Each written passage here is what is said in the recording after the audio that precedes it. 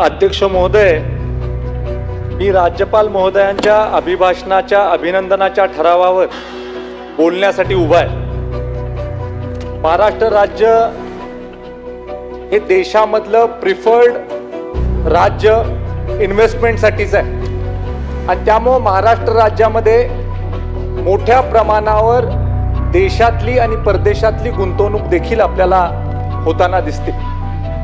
देशाच्या GDPला महाराष्ट्र राज्य 14% कॉन्ट्रीब्यूट करते आणि दावोसमध्ये जी परिषद झाली त्या आर्थिक परिषदेमध्ये